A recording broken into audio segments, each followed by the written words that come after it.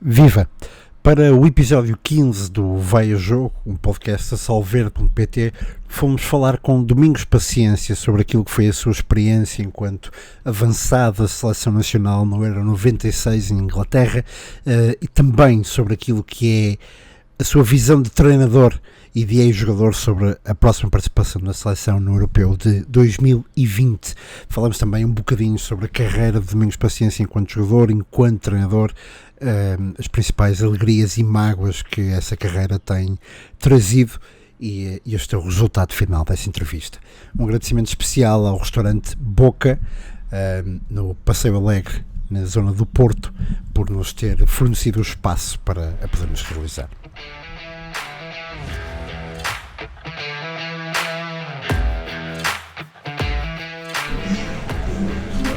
Exatamente, cá estamos nós então com o Domingos. Antes de mais, Domingos, muito obrigado por estar aqui connosco para a conversa, para o nosso podcast, para o Vai a Jogo, para as nossas redes sociais. Falar aqui um bocadinho também do Euro, estamos próximos de começar um Euro com Portugal. O Domingos esteve presente na segunda vez em que Portugal foi um europeu, em 96. E começava logo pela primeira pergunta, que é, naquilo que é concentração nos dias antes, não é? Os estágios, aquilo que é concentração durante uma grande competição, as seleções, fala-se muito nos adversários ou vocês tentam pensar o mínimo no futebol possível até entrarem em campo? Bom, é evidente que se fala sempre dos adversários, porque quando sai o sorteio nós temos consciência das equipas que vamos ter pela frente e das seleções que vamos ter pela frente. Agora, sabemos perfeitamente que acima de tudo confiamos naquilo que é a nossa equipa, que é o nosso valor, o que é realmente naquilo que somos bons e acreditamos. Agora, quando se vai para uma competição desse nível, desse patamar, sabemos que à partida que o grau de dificuldade é maior. Eu acho que hoje é mais fácil em termos de favoritismo e assumir o favoritismo, porque acho que Portugal hoje está num patamar superior a muitas seleções, mas de qualquer maneira acho que é sempre de respeitar. Eu lembro-me na altura que éramos uma seleção com grandes valores, jogadores já em grandes equipas, mesmo na Europa. Lembro-me na altura que Paulo Sousa estava no Dortmund, o Rui Costa na Fiorentina, o Figo no Barcelona, o Bahia assina a meio do Mundial até. Sim, o Vítor também, portanto, o Fernando Couto, portanto tínhamos jogadores já também nos grandes clubes e tínhamos também a base do Porto, tínhamos também muitos jogadores do Porto. Mas não era muito longe daquilo que é hoje. O único senão é que realmente hoje o Porto tem 2 jogadores, salvo erro, o Benfica tem 1, o Sporting também tem 2, a diferença reside aí, mas não deixam de ser 2 seleções com grandes valores. Quando vocês chegam a 96, Portugal tinha estado em 66 no Mundial, com o Eusébio, depois teve aquelas 2 participações, 84 na França e 86 no México, de Saltilho, não é? Portugal depois está há 10 anos sem ir a uma grande competição. E vocês, quando chegam à Inglaterra, parecendo que não, nós agora estamos habituados a Portugal estar lá sempre. Mas quando vocês chegam em 96, Portugal já não estava há 10 anos e não era normal estarem numa grande competição. Vocês sentiam-se o underdog? Ou seja, vocês sentiam-se uma seleção mais pequena? Ou até pelo estatuto, tínhamos tido 2 seleções campeãs de júniores, ou até pelo estatuto vocês sentiam que Portugal, que não diria uma das favoritas, mas vamos estar aqui confortavelmente, chegamos às fases já eliminadas. Eu acho que muita coisa mudou, não haja dúvida que a formação foi importante, aquelas vitórias de Carlos Queiroz em Riad e depois em Lisboa, mas a verdade é que a seleção também mudou. 96 acaba por ser um êxito porque é o retomar, e parece que não, mas acho que é o crescimento ou o início de um clube, eu digo isto, o clube português, em que os portugueses começam a ter um clube que é a seleção, que até aí não existia, até aí existia muito em termos de quem ia à seleção, ou melhor, os adeptos dos clubes grandes e dos outros clubes não olhavam como a seleção como a defesa de um país, a defesa de uma pátria, o orgulho de ser português, porque via-se nos estádios às vezes quando a seleção jogava camisolas do Benfica, do Porto e do Sporting. Hoje isso não acontece, e isso criou-se uma forma de ver a seleção, uma forma de ser português, e essa presença nesse europeu acaba por ser o começo de tudo. Hoje, eu acho que hoje as coisas estão diferentes porque alguém começou, e há que dar o valor ao selecionador também, que criou ali alguns momentos e algumas imagens que cativaram o povo, do beijar a bandeira, de sentir o país, e depois com a continuidade escolar, e porque a iniciativa de pôr as bandeiras nas janelas, certo. Portanto, isso foram momentos que acabaram por chamar o povo português para apoiar a seleção, para gostar do seu país, para ter um orgulho no seu país, e portanto acho que isso foi o início daquilo que se vive hoje. Exato. Acho que foi o início daquilo que se vive hoje, e não haja dúvida que hoje olhamos para a seleção e acho que dá gosto ser português, tem-se prazer em ser português. Como é que num estágio, por exemplo, nós recordamos 96, eu estava a preparar a entrevista e a lembrar-me, por exemplo, das situações do Paulinho com o João Pinto durante os campeonatos, no início dos anos 90, aquelas grandes rivalidades portuguesas, especialmente nos anos 90. Como é que depois, numa seleção, e aí em 96 é o ministro António Oliveira, como é que numa seleção, qual é o trabalho que o treinador faz para que tudo isso seja esquecido? Por exemplo, vocês eram alinhados em pares nos quartos, imagina, não é? Muitas das vezes, se calhar, alguns de vocês ficavam com adversários internos nos clubes, não é?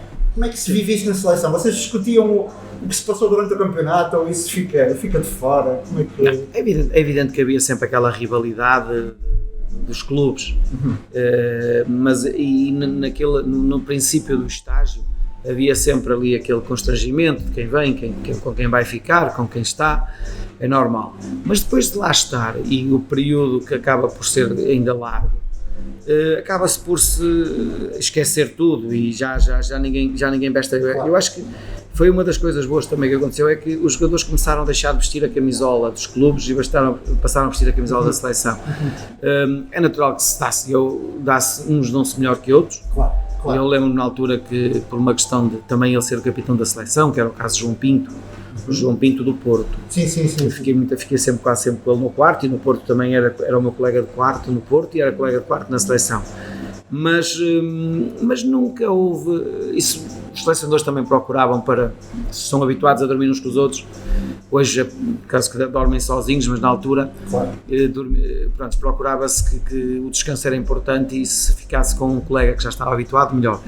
Mas não, acho que deixou de existir isso, mesmo sim. Isso acabou, essa rivalidade, e falar das suas equipas, e defender cada um, defender o seu clube, e eu acho que isso acabou, até porque quem vai a uma seleção nacional, a partir de um determinado momento, depois de lá ir várias vezes, não, por muito que se queira ser adepto do seu clube, não somos Exato. Adeptos. O jogador de futebol não é adepto, o jogador de futebol é profissional de futebol, não é adepto, e portanto isso acontece na seleção. Exato, mesmo dentro das quatro linhas, mesmo que exista uma picardia e tudo mais, no calor do jogo, digamos assim, mas depois, fora das quatro linhas, não há esse tipo de... Não.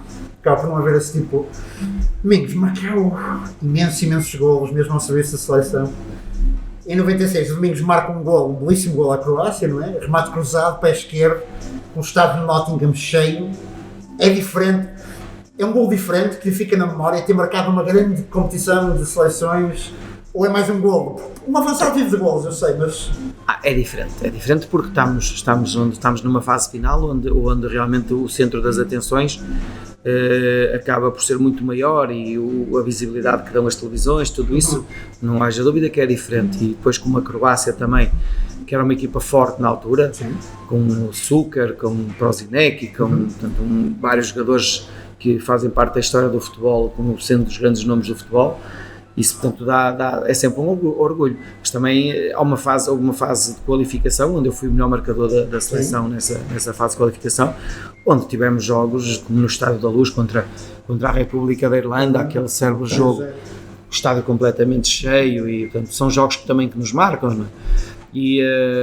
Mas não há dúvida que estar presente num campeonato da Europa e num campeonato do mundo, acho que é o auge da carreira de um jogador de futebol.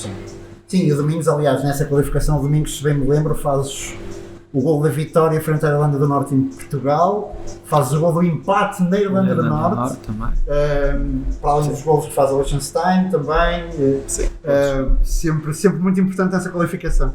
Que lá está, com esse 3-0 depois, com o Rui Costa, Cadete, fazerem os gols. Domingos, o Pedro Gonçalves, o Pote, não é? Chega agora ao Euro 2020, como o Domingos chegou ao Euro 96, que é melhor marcador do Campeonato Português, e aliás é o primeiro português a ser o melhor marcador desde os Domingos. Ainda assim chega e vai à seleção agora, no caso o Pedro Gonçalves, sem ser titular, obviamente, sem ser uma das estrelas da equipa. Como é que se gera o facto de ser titularíssimo absoluto no clube, quiçá uma estrela do clube, não é? E depois na seleção ter que ter um papel mais secundário, às vezes de suplente luxo quase, não é? Mas como é que se faz essa gestão de ser tão importante no contexto e depois não? Primeiro dizer que o Pedro Gonçalves teve uma ascensão meteórica em termos de vida ao Famalicão, jogar ao Sporting, melhor marcador e agora a seleção. Claro. O meu percurso é totalmente diferente. Sim. Eu, antes de ser o melhor marcador, tive 2 vezes para ser o melhor marcador, já tinha tido seleção com 19 anos na altura, portanto tudo isso foi uma ascensão diferente e um percurso diferente. Agora, é evidente que Pedro Gonçalves é o melhor marcador, mas nesta altura também luta com 2 adversários muito difíceis, que é o primeiro é o Cristiano Ronaldo, porque é titular indiscutível. Depois tem o André Silva, que é o segundo melhor marcador da Alemanha e que também tem um percurso já de seleção. E é natural que o Pedro Gonçalves vá ter algumas dificuldades. Agora, a vida de um jogador muda de um dia para o outro, é uma oportunidade, um jogo, um golo, 2 golos e é outro jogador. Mas não deixa de ter todo o mérito por aquilo que fez, pela época que fez e pelo merecimento. E mais a ver que é com o mérito que ele vai à seleção, porque tratando-se do melhor marcador português, tem, na minha opinião, teria que obrigatoriamente estar na seleção portuguesa. Agora, a questão aqui é que ele como eu disse, também não é um avançado 100%, com as características sempre de um ponta de lança nato, de jogar na área, de movimentos de ponta de lança muito mais próximo da área, mas volto a referir todo o mérito naquilo que fez e merecido. Domingos, da convocatória de Portugal, e sem discutirmos quem é que tiraríamos, mas quem é que o Domingos levava que não esteja, quem é que o Domingos acha que pode... Se há algum jogador sequer que o Domingos olhe e identifique, se fosse eu selecionador talvez tivesse, obviamente com aquilo que é a sua ideia de jogo e tudo mais, mas talvez eu tivesse incluído. O único que eu acho aqui que de certa forma merecia lá estar é o Pizzi. Acho que o Pizzi sempre que representou a seleção teve boas prestações. Na minha ideia seria aquele que merecia. Agora é evidente que o Fernando Santos nesta altura ter 8 médios, 8 avançados, não é fácil incluir o Pizzi, tinha que sair outro. Agora, os jogadores ficaram de fora que ajudaram muito a seleção, o caso do próprio João Mário, não é? Sim. O próprio João Mário, que também já deu muito à seleção. Não, eu acho que o Fernando Santos acaba por fazer uma seleção com um critério, acima de tudo, no que foi passado recente em termos de rendimento de cada um, numa questão de equilíbrio de posições que também é importante, por isso é que eu digo 8 médios, 8 avançados, mas depois no setor defensivo vemos ali que existe uma lacuna no eixo central com 3 centrais, 2 deles, que no caso do Pepe e do José Fonte, que têm mais passado do que de futuro, verdade seja dita, não é? Em que há sempre alguma incerteza naquilo que poderá acontecer, mas eles acabaram bem e dão todas as garantias. Mas pronto, era o tal elemento, o quarto elemento que todos falam numa questão de equilíbrio da convocatória. Mas não tirando essas 2 situações, acho que é a convocatória certa. Portugal passa 20 anos quase a discutir o excesso de defesas centrais e alguma ausência de mais opções para pontas de lança. Hoje em dia parece que as posições se inverteram, não é? Hoje em dia temos, não diria uma falta de defesas centrais, mas quer dizer, defesas centrais de nível mundial, que antigamente se calhar tínhamos mais do que aqueles que eram necessários, hoje em dia se calhar temos a menos e pontas de lança, nós temos pontas de lança ficaram de fora e que muito bem poderiam representar a seleção, portanto. A conclusão que se chega é muito fácil, a leitura que se faz é muito fácil. Quem vai à seleção portuguesa estando em Portugal são normalmente os jogadores dos clubes, dos chamados três grandes e depois o Braga. Se esses clubes não apostarem nos defesas centrais de formação, dificilmente vamos ter centrais no futuro. E depois, se tivermos a sorte desses clubes formar algum desses jogadores e conseguir fazer com que ele entre num patamar de excelência como o Ruben Dias, melhor, depois vai para fora, mas pronto, já é um jogador português. Certo. Portanto, o problema começa aí, quando os clubes grandes não apostam nos centrais ou nos pontas de lança, ou nos centrais ou nos pontas de lança, porque são duas posições muito específicas, a partir desse momento corremos o risco de no futuro não ter esses jogadores. Portanto, a leitura é muito fácil de fazer. Os clubes, se apostarem nessas posições, teremos futuro. Se não apostarem, não teremos. O Domingos não acha que continuamos a ter um estigma quase, a palavra pode ser um bocado forte, mas vamos a ter, eu vou usar a palavra estigma, ok, de não convocar os jogadores que não façam parte da lota dos três grandes e que pudessem perfeitamente entrar, porque muitas das vezes aquilo que parece é que um jogador basta fazer uma transferência de um Guimarães, Passos Ferreira, o que é que seja, para um dos três grandes e passa a ser convocado ou é convocável. Olham, veem com outros olhos. A partir do momento que existe uma transferência desses valores, veem com outros olhos. E não haja dúvida que o selecionador também tem isso em atenção. O Trincão estava no Braga, foi para o Barcelona e a partir desse momento passa a ser outro jogador. Exatamente. Agora, é evidente que isso tem sempre um percurso, tem sempre uma forma de ver, de analisar o jogador. E isto é dizer o quê? Se o Fernando Santos tem momentos de jogos particulares em que chama outros jogadores para vê-los, para dar oportunidade. E depois tudo depende de qual é o percurso. Mas um jogador só vai à seleção se num passado recente tiver jogado e tiver bom rendimento. Certo. Eu dou-lhes um caso agora muito recente, que isto realmente é de repensar. O caso do Fábio Silva, que é vendido por 40 milhões, vai para o Wolverhampton, joga, mas nem na seleção de sub-21 é convocado. Certo. Aqui há qualquer coisa que não bate certo e tem que se ver isto. Se a partida vale 40 milhões, se joga, não tem que ser convocado, pelo menos. Claro. Mas pronto, há exceções, há situações que são às vezes que não batem certo com aquilo que é a filosofia do pensamento dos selecionadores.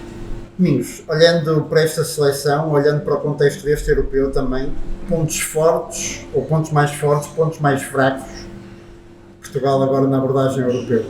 Para onde é que podemos sofrer mais ou menos numa competição destas? Pontos fortes, eu diria que somos uma seleção respeitada pela qualidade dos jogadores que temos, onde eles jogam, o que eles têm feito, olham para nós e respeitam-nos. Aí é o ponto principal que nós temos e que podemos. O outro é ter sido campeões da Europa, também é um estatuto que nos permite também que nos respeitem. Esses são os pontos mais fortes. Depois, os pontos mais fracos é realmente nós conseguirmos ser uma equipa que apresenta um futebol que realmente roça a perfeição, como aconteceu. Estou-me a lembrar de um jogo da Sérvia na primeira parte, um Super Portugal a ganhar 2-0 de uma forma extraordinária, e o que nós não queremos, que é o nosso ponto fraco, que é a segunda parte da Sérvia, que é um Portugal totalmente diferente, mais defensivo, menos mandão no jogo, menos bola, e portanto é isto que nós teremos que ter algum cuidado daquilo que nos pode acontecer neste europeu, sabendo que vamos jogar contra a Hungria no primeiro jogo, que são 3 pontos importantes naquilo que é a qualificação, e depois são 2 jogos, quer a Alemanha, quer a França, onde o favoritismo já não temos favoritismo, porque estamos a falar com dois países que são campeões do mundo, campeões da Europa também em tempo, já o foram, e portanto aí já não temos esse favoritismo, portanto esses 3 pontos contra a Hungria são fundamentais para nos qualificarmos. Se pode colocar mais pressão em cima dos jogadores, no sentido de pensarem, ok, a primeira jornada temos mesmo que ganhar.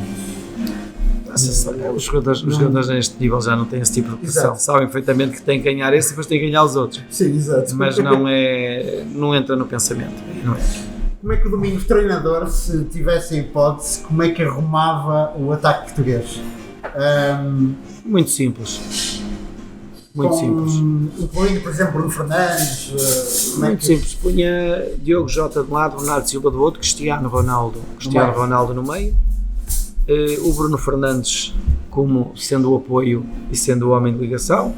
Depois os outros 2 homens do meio campo, que no fundo é o equilíbrio e a estabilidade da defesa, a estabilidade da equipa. João Palhinha neste momento está bem. Certo. Depois quem é que o pode complementar? Um Danilo, um William, temos um Sérgio Oliveira também. Depois aí no meio, é o que eu digo, já temos muitas soluções, desde Sérgio Oliveira, desde Rubén Neves, João Moutinho, Danilo. Certo. Não é por aí, porque aí há segurança, aí é procurar a segurança e a estabilidade e aquilo que se pretende do jogo. É muito difícil fazer um 11 para Portugal hoje em dia, não é? Quando eu digo muito difícil, no sentido... Para o selecionador é porque tem muita qualidade ali que pode realmente fazer a diferença e qualquer um deles qualquer um dos que não jogar está à altura, está próximo ou está próximo da mesma qualidade que estão aqueles que vão jogar. Domingos, uma pergunta, sem incluir o próprio Domingos, que acredito que gostasse, mas quem é que acha que de 96 dava mais jeito a esta seleção? Não é necessariamente quem é que era melhor em 96, mas quem é que dava mais jeito? Se compararmos principalmente aquela equipa fazia diferente, Jorge Costa dava jeito. Certo. O Jorge que fica fora de 96 por troca com o Paulo Madeira. Eu diria que mais o próprio, não sei, o Vítor Bahia, Rui Patrício também, apesar de Rui Patrício estar no melhor momento da carreira dele. Sim. Depois no meio campo acho que o Paulo Sousa e o Rui Costa também eram 2 belíssimos jogadores. O João Pinto no lugar do Bruno Fernandes também. Sim, exato. Um híbrido quase, as 2 seleções, não é? Sim. Sei que estou a dizer, não há... E o Domingos a jogar ao lado do Ronaldo, era coisa para resultar? Teria que fazer mais também a função do João Pinto, deixar o Ronaldo mais no momento em que ele está e no momento em que ele... O Domingos tinha que servir mais o Ronaldo quase, se bem que ali à meia volta dentro da área. Sim. Eu acredito perfeitamente que o Domingos fizesse uma série de gols. Domingos, antes de entrarmos aqui na última fase de entrevista, alguma história engraçada do Euro 96 que se possa contar, que não seja obviamente sagrada do balneário e que... Não, a história... Momentos, ou o que é que recorda? Há um momento, olha, ainda agora estava a falar com a minha mulher e Portugal vai jogar no dia 23 de junho outra vez, não é? Que é as vésperas de São João. Exatamente. E Portugal parece que tem essa sorte que é, ou sorte ou azar, que joga sempre nesse dia. E não haja dúvida, no dia em que nós fomos eliminados por a República Checa, foi uma desilusão, uma frustração tão grande, porque nós sentíamos que estávamos bem e que tínhamos seleção para chegar mais longe. E coincide com o São João também, em que havia sardinhas para comer nesse dia e acho que foi as piores sardinhas que nós comemos. O Vítor nem se lembra se calhar das sardinhas, se comeu ou não comeu sardinhas. O Vítor chorava que nem um perdido. Claro. E nós estávamos todos à mesa e parecia que estávamos num funeral, porque realmente foi muito sentido. E nesse dia havia sardinhas, mas foram as piores sardinhas que nós tivemos. A frustração é menor. Na altura Portugal é eliminado pela República Checa, o tal gol do Poborski aos 57 minutos. A República Checa chega depois à final, onde será eliminada com os 2 golos do Bierhoff. A frustração é menor por terem sido eliminados por uma seleção que depois chega longe, ou é igual? No momento, calculo que seja igual, porque obviamente aí não sabiam ainda como é que a República Checa chegaria, mas depois no fim... É evidente que nós olhávamos para aquela República Checa e não diríamos que poderia ser essa equipa a eliminar-nos. Mas a verdade é que eles também tinham uma boa seleção e acabaram por chegar à final. É evidente que isso não nos serve de consolo dizer que fomos eliminados pelo finalista. Claro. Mas acho que foi pior ser eliminado pela República Checa naquele momento, porque nós sentimos que tínhamos seleção para poder fazer mais e melhor. Exato. Foi isso. O que é que frustrou mais? A ausência da Mundial dos Estados Unidos, naquele grupo com Suíça e Itália, ou a eliminação de 96 com a República Checa?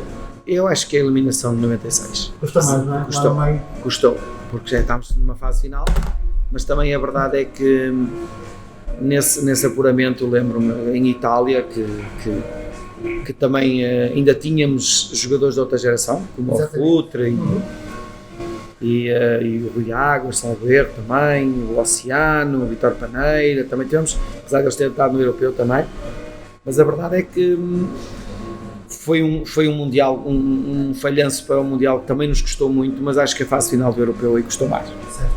E jogar em Inglaterra é mágico mesmo? Aquele europeu foi em Inglaterra e com os estádios sempre cheios, o domingo jogou em Birmingham, joga em Nottingham. Foi mágico? Sim, não haja dúvida que aquilo foi estádios marcou-nos, não é? Estádios à inglesa e com aquele público, não haja dúvida que é memorável isso.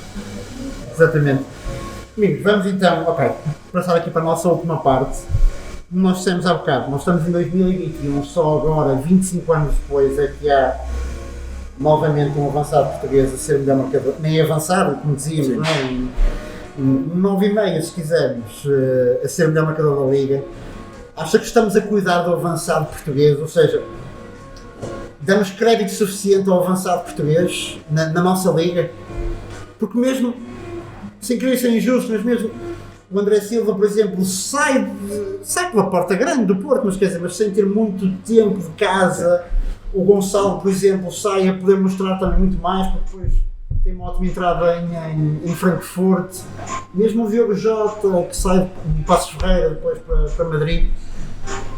Não acha que é mais fácil, sem querer entrar por outras lógicas, mas o avançado português não é um bocadinho preterido ainda? É porque temos passado de avançados que vêm de outros países, Sul-América e tudo, que acabam por também fazer golos e acabam por ser os melhores marcadores também, e isso também de certa forma leva a que os dirigentes apostem sempre nesse mercado. Agora, o problema é que nós temos que começar a formar avançados em quantidade. Certo. E aparece esporadicamente um ao outro. Nós temos que ter, sendo uma escola, sendo um país onde a qualidade técnica é do melhor que há a nível mundial, nós temos que de uma vez por todas começar a fazer mais. E é uma coisa que o futebol português tem que mudar, a formação do futebol português tem que mudar, mais dia, menos dia tem que mudar. Ainda a Bélgica já mudou, os países que já mudaram, e o futebol português tem que mudar o seu método de trabalho e a sua formação, que é, nós andamos a trabalhar de uma forma que não ajuda a formação do ponta de lança, ou o aparecimento do ponta de lança português. O método de trabalho de hoje é pensar rápido, executar rápido, menos número de toques na bola. Certo. E o avançado cada vez tem mais dificuldade, corre mais de que tem bola. Certo. E portanto, enquanto isso não mudarem, também vai ser sempre uma dificuldade enorme em encontrar avançados portugueses, em fazer avançados portugueses. O método de trabalho tem que mudar para o aparecimento de outros avançados portugueses. Isso não é dúvida. O Domingos dá excelentes exemplos, fala da Bélgica e da Alemanha na formação, que são dois países que basicamente centralizaram a formação num organismo que depois distribui diretivas pelos diferentes clubes. Acha que isso poderia resultar em Portugal? Ou seja, nós termos uma espécie de standard que depois passávamos aos clubes para que eles... Pode resultar porque nós temos, nós temos os genes do jogador de português é acima de tudo reconhecido a nível internacional pela qualidade que tem com bola.